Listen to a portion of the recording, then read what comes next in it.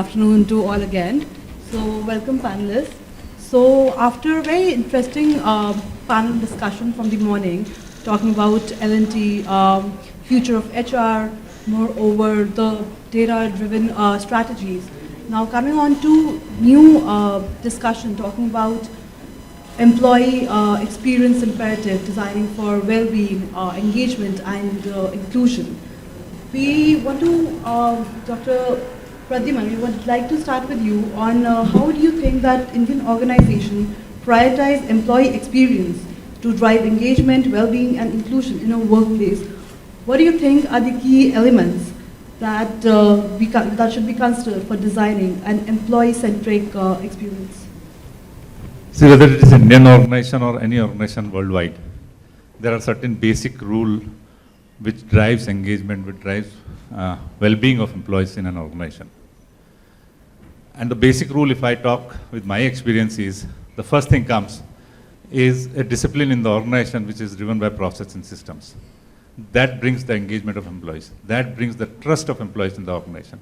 And when I say the discipline driven by process and systems, it's all about the transparent process and systems which are driven by technology. Whether employees are clear about their roles and responsibility. The basic thing of having a robust PMS in place, creating platform for collaboration for each employee in the organization. So this first part, I think, becomes very important when we talk about engaging employees, giving them when we talk about employee experience. The second thing which comes is a motivation which is driven by leadership behavior. How you have coached your leaders, how you have mentored them to deal with your employees.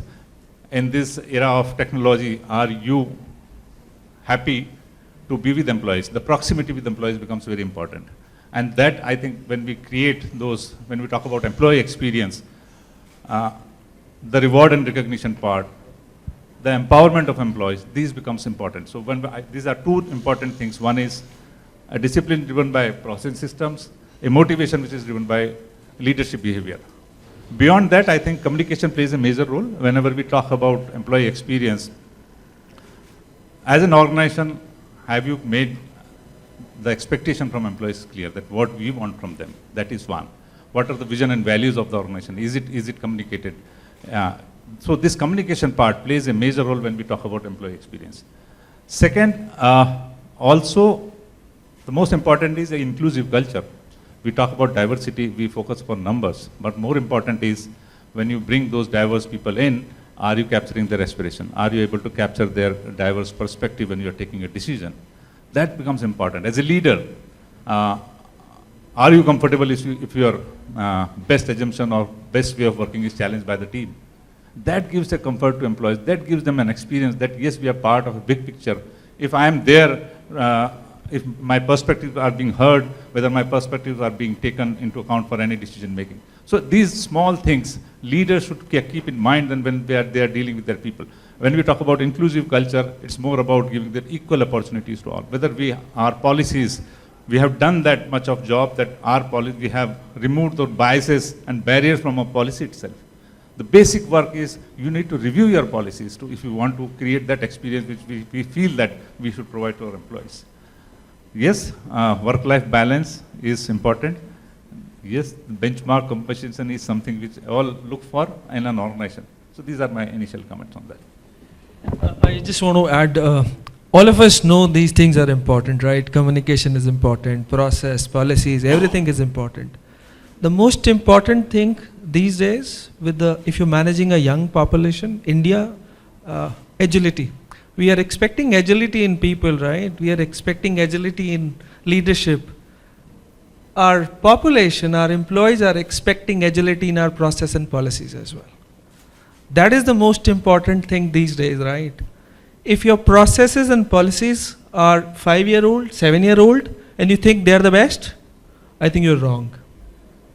Those has to be reviewed, and just not annually, right? When do you think there is a need, 3 people already come to you that they're expecting something else, it is not covering this, that, you have to be agile there to change and update as early as possible. Because these young people, they expect a faster response than anybody else, right? They are actually little more stricter than your manager, even your employees. So managing them is a difficult task these days. Yeah. Madhu, your take on this? So adding on to what has been said now, the structure of, creating experiences now, looking at multi-generations which are now coming and working with us in our corporates. We understand that we all as an organization are making a lot of efforts in all the directions which we have spoken here. But very clearly, I think the experience part of it is something where all the employees, what they are expecting is that how they are treated in the organization. Everyone, including us, who are part of maybe a leadership team right now, but we have also passed that channel where experiences are something which really matters. Whether you go to a store today and experience the kind of customer care we get there, or we are basically bringing people like a customer or a candidate or an employee today in the organization, how they feel, how we treat them.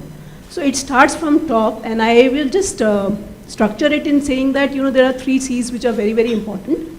One is commitment. Commitment starts with bringing some really values which we really walk the talk. We really believe in those values. And it is not that we have, we have set those values, put it in our websites and left it. So if employees are really going through those experiences on a daily basis, and we have those checkpoints with the second C, which is around connecting with them through technology. But technology enough can't touch point with people and their emotions. Today the generation is completely different. They really want to be spoken to. They really want somebody to really hear them out in terms of what are their aspirations, like we heard right now. These aspirations are something which keeps on changing now from the generation which we have.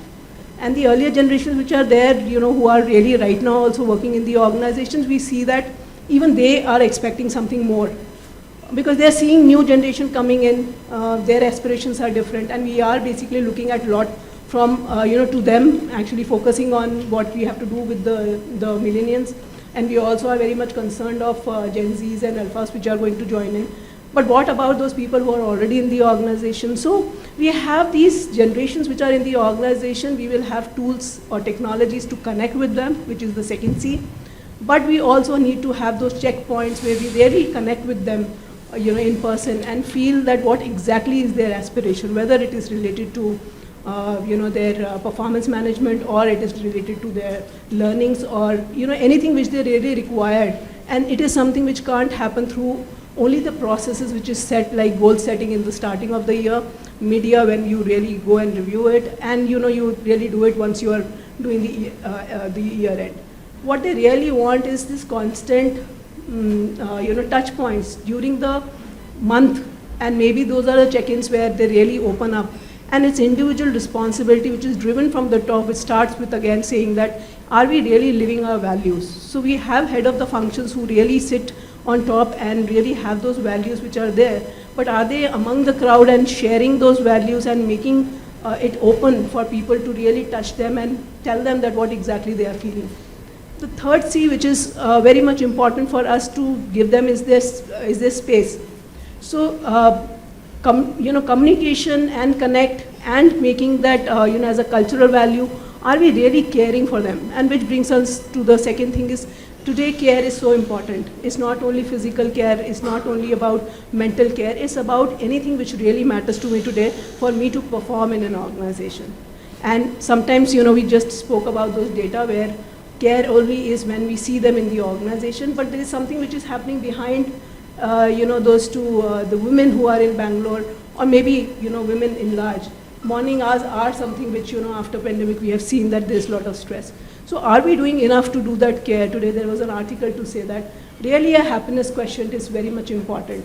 And happiness is something which will differ for one person to other.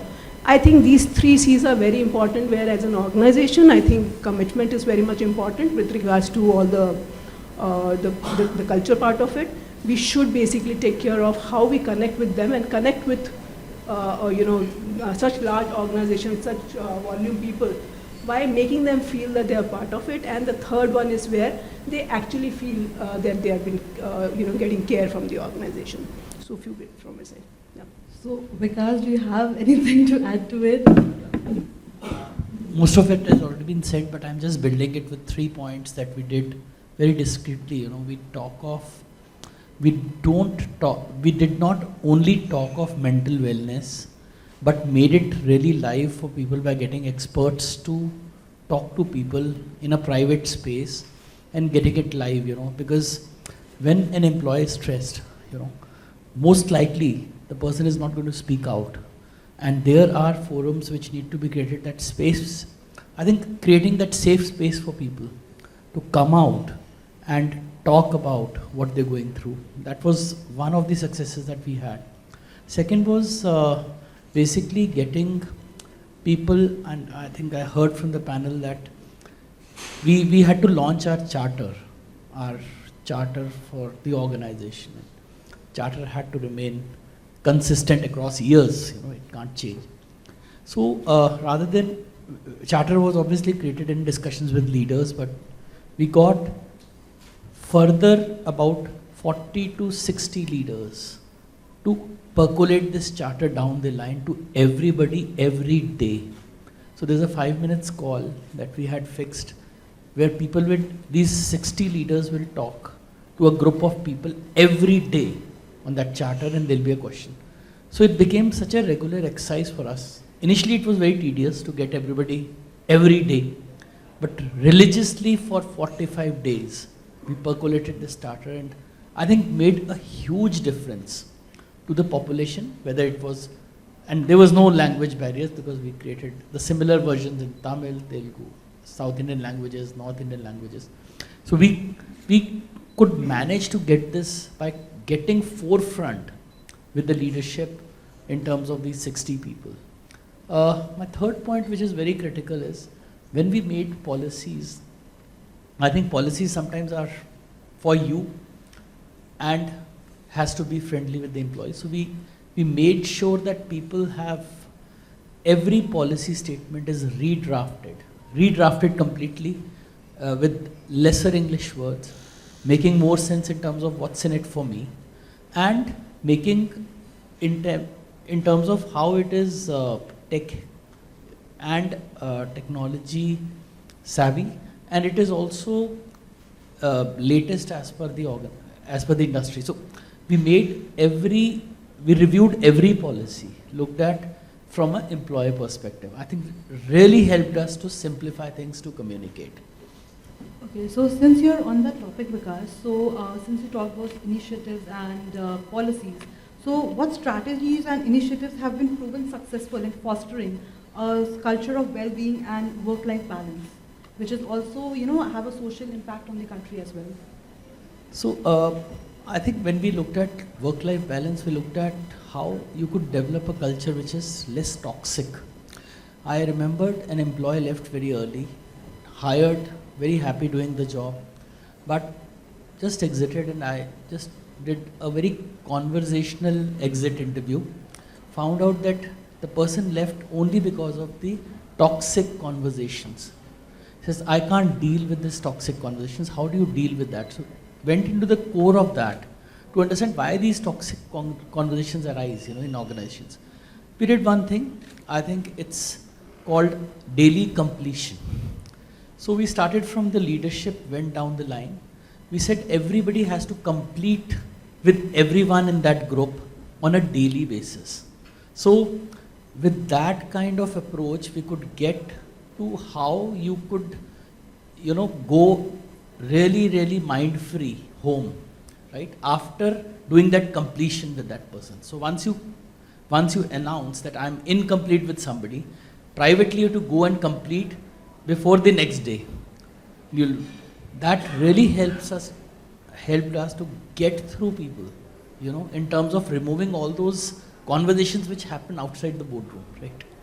In the room, people are okay, but outside the room, they are, I think, I got a tremendously positive feedback from people, how it impacted their personal lives and their family lives. So I think I consider that as a good success. Eventually led to a lesser of people moving out for wrong reasons. True. And let me add, I think two of my speakers, they have talked about the policies, how to review the policies, the importance of reviewing the policies.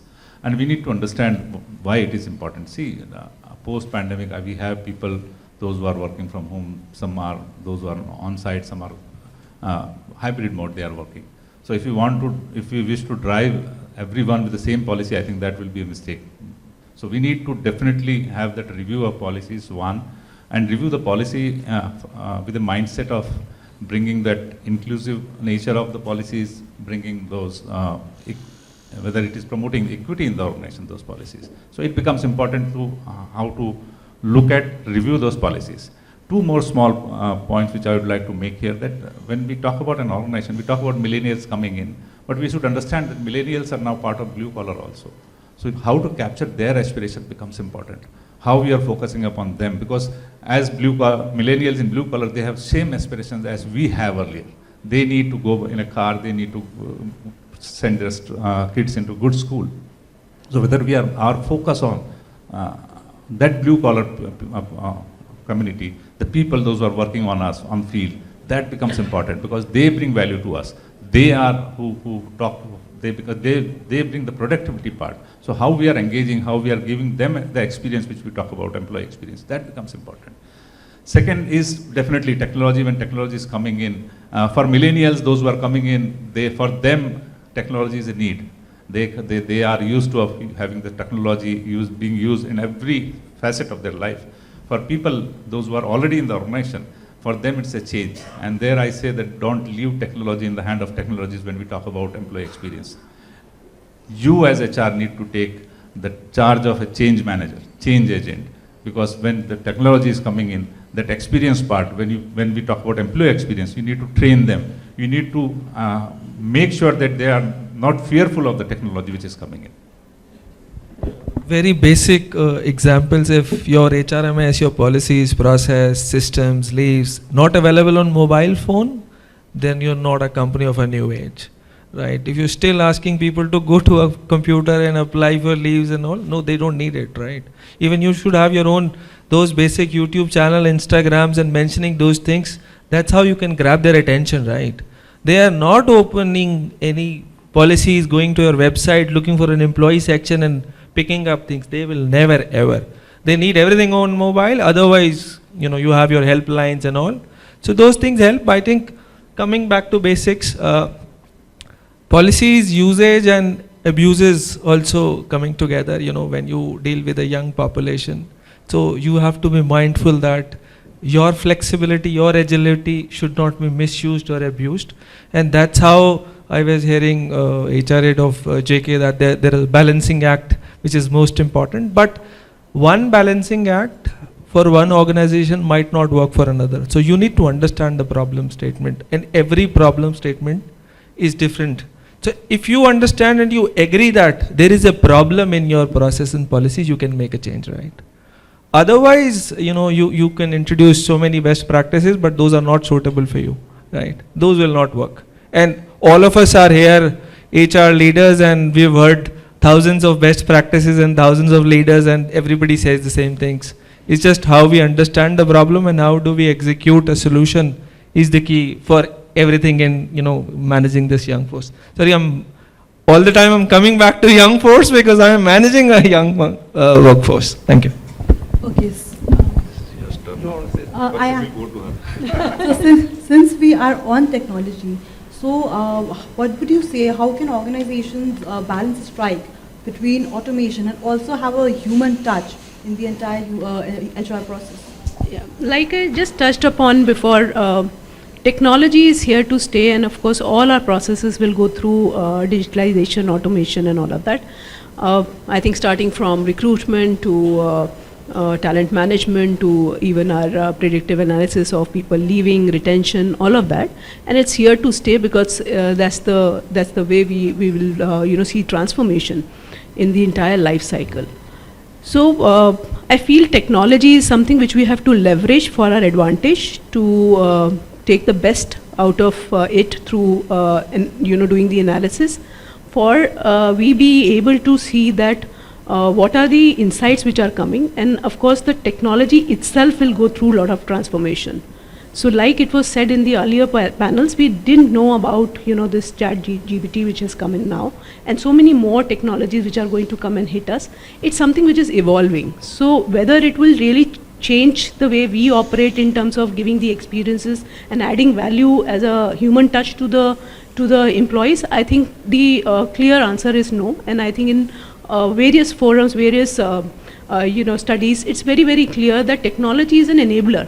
It's going to give us more help, and we will be able to leverage those analysis to really make those touch points really more sharper.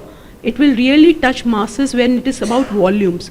When we today talk to our candidates, when they really come and meet us, the first wow factor we give to them is about how they feel that they've been treated. It's just like you walk in a good showroom and you get first touch from that that organization. Whether that person makes it to the organization or not, the first thing is that an impression which really connects to other people who is in their network. From there to how do they feel the entire gamification and the technology connect, then to bring them to how really when they were onboarded in the system, how we really gave them a experience through technology, through also that human touch, through buddies, through other people who really connected with them, really made them settle in the organization. So will it be only technology? No, they will get some surveys, something to touch upon those factors which is going to make it very easy for them. But at the same time, it's very, very important for the leaders, the managers, the organization and the HR to make sure that they feel special, not only at the time of entry, but at the time of entire life cycle from goal settings till the exit. The important part which most of the organization and sometimes the functions also miss is that the person who's leaving, that is the time when we send a form, whether it is a technology driven form, to collect their pulse when they are leaving. And during their entire life cycle also we keep on sending surveys. These surveys go to them, but we really do not know the pulse of those people during the entire value chain. The important part is when the person is really thought of leaving the organization, the first designation when comes, it's very important to understand the pulse of that person, and it cannot be done through technology. I think those connects where technology will do a part for us to understand and keep those data for making some decisions, but us to give that experience to that person who really has thought today of moving out because of some other reason but not the culture, I think will come back to us, and therefore we will have more returnship in the organization. We will find these people to come back and join us. I think that's the place I will leave the technology and the touch points. Touch points has its own flavor to it, and technology is an enabler. So I'll leave it there. I will like to add here, when workplace is flooded by technology so fast, I think when we talk about employee experience in such an environment, it becomes important for us to think about the users of technology. So there is a term which talks about humanizing technology. So you need to be in the shoes of the users, the technology, the user interface, that how technology is exciting those people, those who are working on technology, that becomes important. So always when you are designing something which is tech-enabled, please take inputs from the users, how they want it to be. That becomes important. Their involvement in their decision becomes important. And also when you are bringing technology in, it's very important that the rationale behind bringing the technology is shared with employees. Clearly communicated why we are bringing this technology, how it is going to help us. That becomes important when we talk about technology and the employee experience. Okay, so since we are a little short of time, I just would like to ask you, Viekas, that on a very quick note, that what do you think that organizations can effectively measure and evaluate the impact of employee experience, and also drive continuous improvement to it, and also ensure that it aligns with the business as well? Yeah, so pretty tricky as a question, because you could do a lot of surveys, still finds the result coming as lag indicators. I propose and I would like to look into future. So I think creating small group of people and doing discussions with them in terms of how they look at the organization's future along with you, in terms of what goals that you set. Every organization has its goals, but when you set those very objectives and create those champions for those specific goal projects, and create small group of people who could brainstorm and think how they're looking into future, you can really see what is their vision and how much their vision is going into it. Primarily looking at, other panelists talking of millennials and Gen Zs coming in, it's more and more important for us to upgrade us. And particularly in an organization where I'm working, there's different genres of people. There are old school thoughts versus new school thoughts. So old school thought people have to be toned down, while their points have to be considered, while new thoughts have to be bring in. So you need to have change agents who can bring a change in these mindsets. So I think it's very important for us to involve these people and get this change done through these live projects. Madhu, any quick comments on this? Majorly, I agree to what Viekas has mentioned. I think the overall mindset change is not a journey which one can take alone, and we have to choose between whether it's innovation or it's novelty. I feel innovation is quite far away. I think everything what we do today, we should find novelty in doing that, because that's something which we can do in a short run. Innovation is a huge canvas to achieve. Small things done in a structured manner with close group, thinking of an impact, I think that will go longer way than to put the entire canvas around. Pradyumna, last comments? Last comment, I think when we talk about employee experience, for my experience of 30 years, it's only proximity with employees. As HR leader, as leaders, your proximity with employees is what makes everything good. If you are the proximity makes you able to capture the aspiration of people, and once you capture their aspirations, you are in the best place to serve them, and that brings the entire change in the way they think about us. HR as a facilitator, but HR as a guide, HR as a coach, HR as a mentor, I think that becomes important for us. Dheeraj? Last thing I would say that the only thing which is important in terms of employee and their success, everything boils down to success of an organization. So we just say that we fail together, we grow together. So no company can grow without employee being growing, or no employee can grow if company is not growing. Yeah, thank you. Thank you so much. And here we come to an end to this.